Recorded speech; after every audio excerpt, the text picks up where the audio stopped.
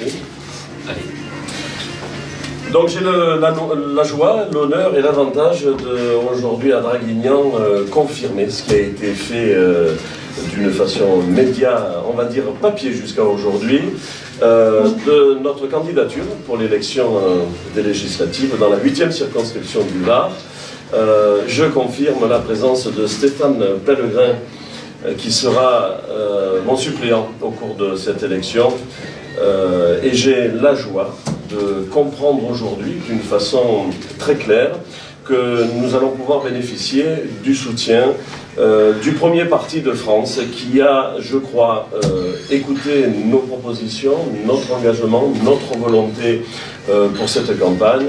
Et je crois pouvoir aujourd'hui laisser la parole à David Rachline pour confirmer ce positionnement concernant le Front National. Oui, c'est vrai que nous avons pris acte de la candidature de Pierre Jugy, le maire de Tourtour, de Stéphane Pellegrin pour ces élections législatives, dans une circonscription qui aujourd'hui, me semble-t-il, est particulièrement mal représentée. Et nous venons lui proposer notre soutien parce que j'ai beaucoup écouté ce qu'il disait, ce qu'il faisait ces derniers mois et même ces dernières années. Et j'y ai vu un certain nombre de points de convergence incontestables sur notre volonté de replacer la France au centre de notre projet, puisqu'il sera le député de cette circonscription. Il va donc défendre un projet national à l'Assemblée nationale pour faire en sorte que la politique dans ce pays change vraiment, que ce soit sur les sujets que peuvent être le patriotisme économique, que ce soit sur les sujets que peuvent être l'utilité de nos frontières pour protéger les Français du terrorisme, sur les sujets que peuvent être la sécurité, la défense de notre modèle de protection sociale. Sur tous ces sujets, je crois que nous avons sur la défense de la ruralité, sur la défense d'un aménagement du territoire qui soit intelligent.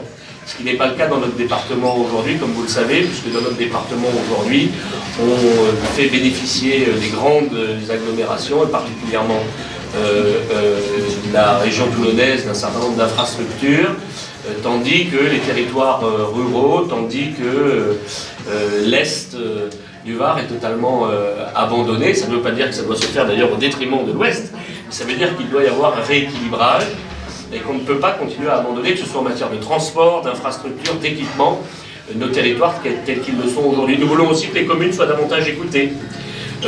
Pierre est maire, je le suis aussi, et nous avons la sensation, je t'ai vu le dire récemment, que les élus communaux n'étaient pas suffisamment écoutés par l'État, par le législateur de manière générale, et que par conséquent il y avait des évolutions à porter dans ces domaines-là.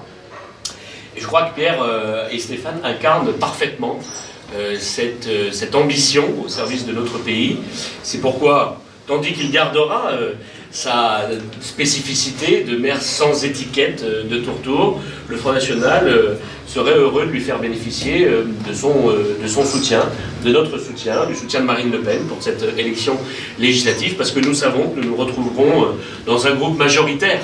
Une fois que Marine sera présidente de la République, nous savons que nous nous retrouverons à l'Assemblée nationale dans un groupe majoritaire qui a vocation à gouverner le pays, à diriger ce pays, à renouveler de fond en comble la vie politique de ce pays. Je crois que nous avons cette ambition en commun, et donc c'est vrai que j'ai proposé ce soutien à Pierre et Stéphane qui, je crois, l'ont accepté. Voilà ce que je suis venu vous dire aujourd'hui. Monsieur le maire, bonjour. Bonjour. À l'occasion d'une conférence de presse, vous annoncez aujourd'hui le soutien du Front National pour la campagne des législatives. Néanmoins, vous dites rester indépendant, c'est-à-dire que vous la faites à la manière de Ménard.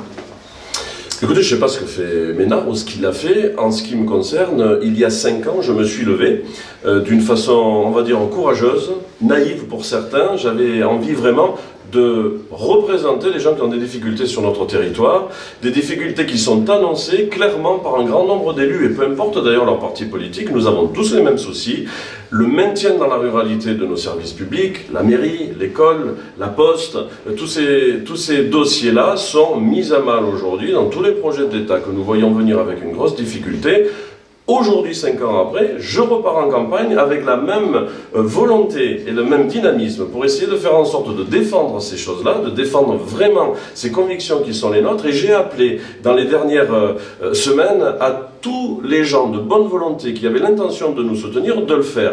Aujourd'hui, c'est une grande nouvelle, je ne vous le cache pas, pour nous, et une grande motivation de faire que le premier parti de France ait décidé, après avoir entendu exactement ce que nous avons l'intention de faire, de nous soutenir. Vous ne prenez pas le risque d'isoler votre commune pour les subventions du conseil régional, du conseil départemental ou même de la communauté d'agglomération ?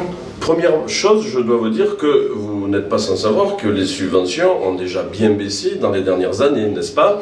Et puis ensuite, pensez-vous que ce soit tout à fait normal que certaines personnes qui pourraient être soutenues par d'autres ne puissent plus avoir, d'une façon républicaine, les mêmes aides au niveau de l'État et au niveau de la région, ça, du c'est département? déjà vu en 95 à Toulon. Eh bien, si c'est ça qui se passe, ça donne d'autant plus de motivation et de dynamisme à candidature, parce que c'est exactement sur ça dont je veux parler et je veux lutter. Eh bien, écoutez, monsieur le maire, je vous remercie et je vous souhaite bon courage. C'est très gentil à vous, merci beaucoup.